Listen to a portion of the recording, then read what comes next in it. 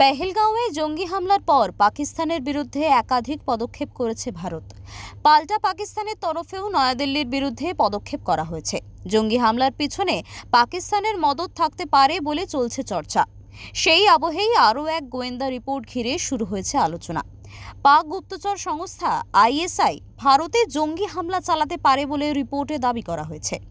গোয়েন্দাদের সতর্কবার্তার পর গোটা কাশ্মীর জুড়ে নিরাপত্তা বাড়ানো হয়েছে। রিপোর্টে বলা হয়েছে, জম্মু কাশ্মীরের শ্রীনগর এবং গান্ডেরবালের বিভিন্ন জায়গায় হামলা চালাতে পারে জঙ্গিরা। লক্ষ্যবস্তু হিসাবে তারা নিশানা করতে পারে রেল, কাশ্মীরি পণ্ডিত, পরিযায়ী শ্রমিক এবং পুলিশকে।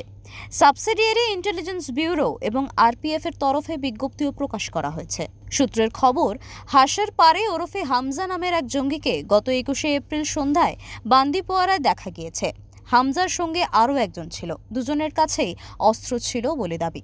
জঙ্গিরা কাশ্মীরে বিভিন্ন জায়গায় সক্রিয় হয়ে উঠেছে এবং সেই আবহেই এই সতর্কবার্তা। ব্যুরো রিপোর্ট, ওঙ্কার বাংলা।